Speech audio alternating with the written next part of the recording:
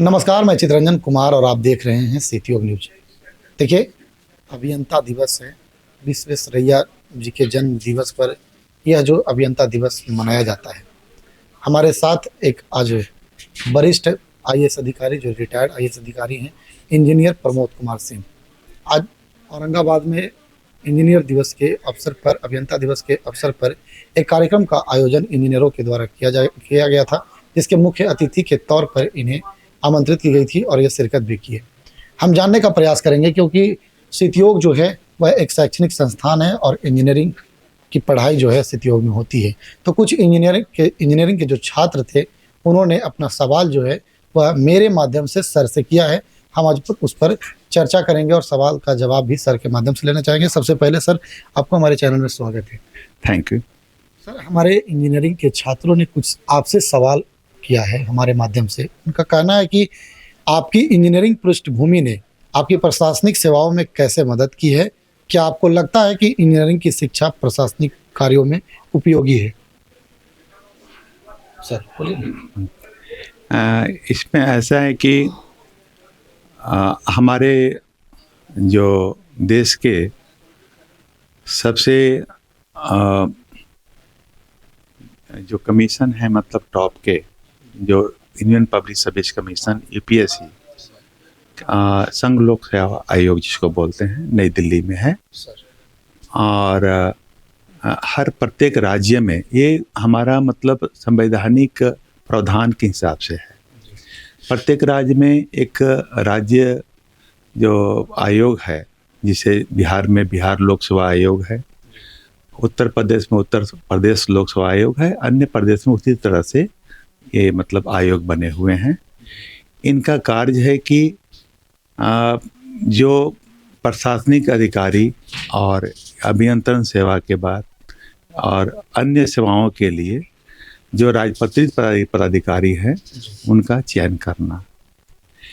अब बात रह गई कि इसमें जहाँ तक आईएएस, आईपीएस या ऑल इंडिया सर्विसेज में 3 सर्विसेज आते हैं। आईएएस हैं, आईपीएस हैं, और मतलब इंडियन फॉरेस्ट सर्विस, आईएफएस है। इन तीनों सेवाओं में जो इंजीनियरिंग के छात्र हैं, और बड़ी मैं खुशी के साथ बताऊंगा आज, मतलब कि खुशी के साथ कहना चाहूँगा कि अधिकांश इंजीनियर्स जिन्होंने भी प्रयास किया, अगर जिनको सेवा मतलब इसमें रहने की इच्छा है और आगे काफ़ी अच्छे भी करते हैं, लेकिन अगर चाहें कि हम प्रशासनिक सेवा में आवें, तो आज आपके जितने भी वरीय हैं, मतलब उसमें से अधिकांश इंजीनियर्स हैं। और इंजीनियर्स मतलब अभी आईएएस आईपीएस में बहुत अधिक संख्या में है। यहाँ तक कहा जाता है कि जो आईएएस आईपीएस आईएफएस है और ये इंडियन फॉरेन सर्विस भी है, भारतीय विदेश सेवा भी है। तो इन सभी सेवाओं में जो है से मोर देन 60% इंजीनियर्स हैं। अब इसमें इंजीनियर्स को का स्कोप कैसे है, मतलब तो आप चाहें तो आप इंजीनियरिंग में उस कंपटीशन में अपना विषय ले सकते हैं, और नहीं तो आपके पास इतना आईक्यू है कि अगर आप दूसरा विषय, वैकल्पिक जो सब्जेक्ट्स होते हैं, जो जनरल स्टडी के पेपर हैं, वो तो कंपलसरी रहेंगे ही। वैकल्पिक मतलब मान लीजिए कुछ 32 सब्जेक्ट्स होते हैं लगभग, तो उसमें से जो चयन करना चाहें आप बहुत अच्छा कर सकते हैं, थोड़ी मेहनत करने पर। आप जैसे आप हिस्ट्री लेते हैं तो हिस्ट्री, इंडियन हिस्ट्री ले लें, वर्ल्ड हिस्ट्री ले लें, आप एंथ्रोपोलॉजी ले सकते हैं, सोशोलॉजी ले सकते हैं, ज्योग्राफी ले सकते हैं। लेकिन एक इंजीनियरिंग में होता है, जैसे सिविल इंजीनियरिंग में हम लोग खुद पढ़ते हैं, तो सिविल इंजीनियरिंग में जो है से हम लोग जियोलॉजी भी पढ़ते हैं। जियोलॉजी मतलब भूगर्भ शास्त्र, वो भी जो है से मतलब भूगोल से ही मिलता जुलता सब्जेक्ट है। इसी तरह से मतलब मान लीजिए कि सिविल इंजीनियरिंग के मतलब इतना आउटलुक होता है कि जो स्ट्रक्चरल मतलब है, तो जो कलाकृति, जो आर्किटेक्ट जो होता था पहले, जैसे मुगल कालीन में था या चोला वंश में था या जो अंग्रेज के समय में रहा या पहले भी रहा था, मतलब बिफोर मतलब हड़प्पन सिविलाइजेशन, जैसे जिसको सिंधु घाटी की सभ्यता बोलते हैं, तो उसके आर्किटेक्चर को हम बहुत बेहतरीन सा ढंग से समझ सकते हैं। तो अगर वही विषय को हम ले लेते हैं तो हम उसको एक्सप्लेन कर सकते हैं, इसलिए इंजीनियर्स को ज़्यादा स्कोप मिलता है। सर एक सवाल छात्रों ने किया कि आपको, आप भी इंजीनियर रहे हैं सर, तो उन्होंने कहा है कि आपको लगता है कि प्रौद्योगिकी और इंजीनियरिंग कैसे देश के विकास में योगदान दे सकते हैं, और क्या कोई विशेष क्षेत्र है जिसमें आपको लगता है कि अधिक ध्यान देने की आवश्यकता है? हाँ, विशेष क्षेत्र है, जैसे अभी मतलब उसमें पहले 3 मदर ब्रांचेज हुआ करते थे, जो प्रौद्योगिकी है और इंजीनियरिंग। देखिए, अप्लाइड इंजीनियरिंग मतलब वो टेक्नोलॉजी होता है, प्रौद्योगिकी क्या है कि अप्लाइड इंजीनियरिंग है ना। तो जो व्यवहारिक इंजीनियरिंग हुआ वही मतलब, तो यही मतलब उसका होता है। अब पहले जो मदर ब्रांचेज थे सिविल, इलेक्ट्रिकल और मैकेनिकल, अभी जो है सर नित्य प्रति नए नए मतलब इंजीनियरिंग के फील्ड आ रहे हैं, जैसे आर्टिफिशियल इंटेलिजेंस अभी आ गया। अब ECE इलेक्ट्रॉनिक्स जो है से, और इंजीनियर इसमें इलेक्ट्रिकल मतलब जो ब्रांचेज हैं, तो इलेक्ट्रिकल के साथ इलेक्ट्रॉनिक्स भी जुड़ गया। कंप्यूटर साइंसेज CE, कंप्यूटर और इलेक्ट्रॉनिक्स ये जुड़ गया। ये सब इतने हैं मतलब कि अब पहले वाला युग नहीं है। हम लोग के टाइम में क्या था कि when we were the student of engineering, हमारे टाइम में कंप्यूटर नहीं था, मैनुअली हम इसको कैलकुलेट करते थे। हमारे टाइम में कैलकुलेटर ही बहुत बड़ी चीज़ थी। आज के टाइम में अगर आप कंप्यूटर इंजीनियरिंग से कर लेते हैं और मतलब इलेक्ट्रॉनिक्स से कर लेते हैं, तो आप जो है से मतलब किसी चीज़ को बहुत फास्टली काम कर सकते हैं, एक्यूरेटली काम कर सकते हैं बहुत मतलब यहाँ पर। और आपका जो प्लेसमेंट स्कोप है वो more than 100%, about 100%, more than 90% है। जबकि अब जो मदर ब्रांचेज हैं, जो ओल्ड ब्रांचेज हो गए सिविल, इलेक्ट्रिकल, मैकेनिकल, तो अब इसमें सेचुरेशन आ गया है।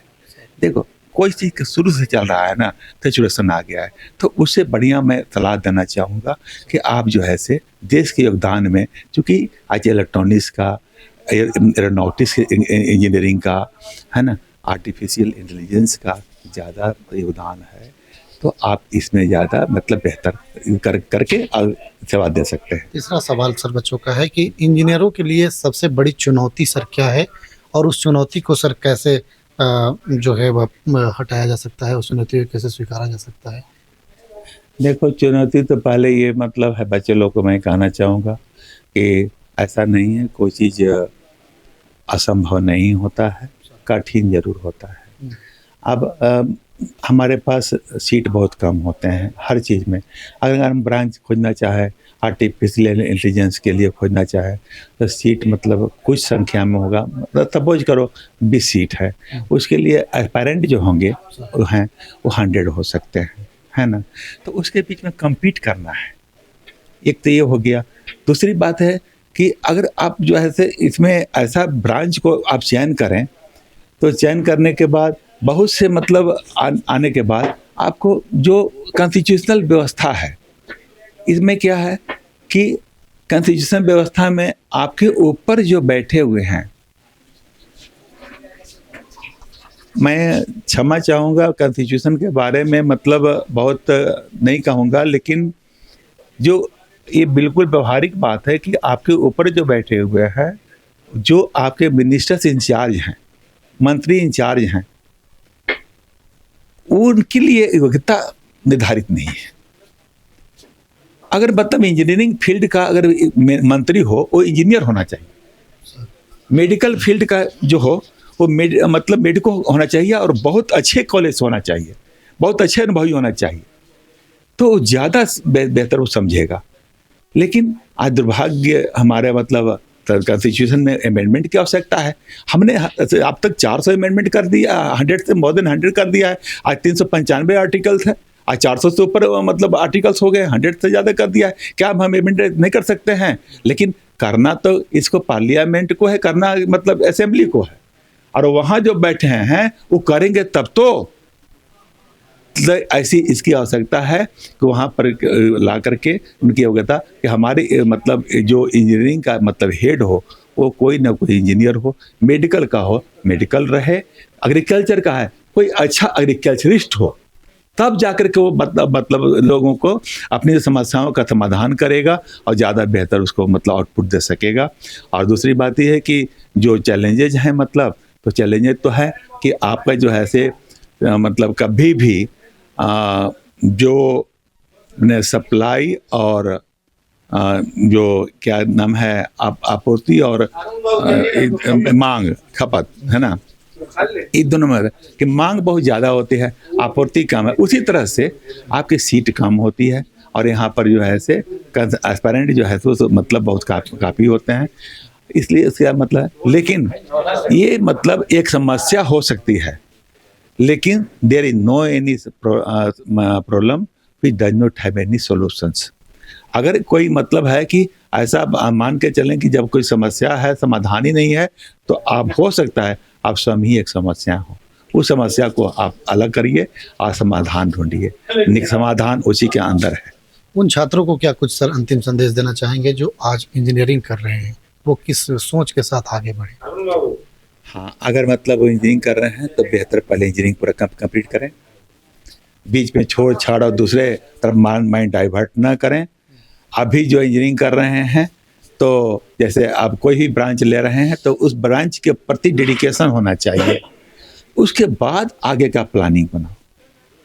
जैसे होता क्या है कि अभी हो गया, अब स्टाफ सिलेक्शन कमीशन की कोई वैकेंसी निकल गई, कोई रेलवे की वैकेंसी निकल गई, कोई पुलिस का सिपाही का वैकेंसी निकल गई, अब इसको छोड़ दिया, इंजीनियरिंग में क्लास अटेंड नहीं किया, अरे यहाँ क्लास में कभी अब अब्सेंटी हो गए, आ ही नहीं रहे हैं, आज चले गए कहाँ, तो पटना चले गए अब पुलिस में बहाल होने के लिए। ऐसे लोग का क्या होता है कि मल्टी अगर डाइवर्सन अगर आप रखोगे दिमाग का, तो फिर इंजीनियरिंग भी पहले इंजीनियरिंग पूरा कर लो और करने के बाद थोड़ा एम्पुल स्कोप है, बहुत से स्कोप है, लेकिन पहले जिस भी इंस्टीट्यूशन से आप इंजीनियरिंग कर रहे हो, संस्थान से कर रहे हो, पहले इंजीनियरिंग का कोर्स पहले डेडिकेशन के साथ और अच्छे मार्क्स के साथ पूरा करो। धन्यवाद सर। तो देखिए, ये थे हमारे साथ रिटायर्ड आईएएस अधिकारी इंजीनियर प्रमोद सिंह, जिन्होंने इंजीनियर के बारे में बताया कैसे इंजीनियर जो है वह कार्य करे, और ख़ास तौर पर हमने जो सवाल लिया, सवालों को बखूबी सर ने जवाब दिया है।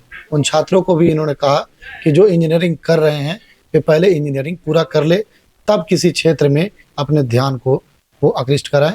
पहले इंजीनियरिंग अगर कर लेते हैं तो काफ़ी स्कोप है आपको जाने के लिए। खबर को लेकर आपकी क्या प्रतिक्रिया होगी, कमेंट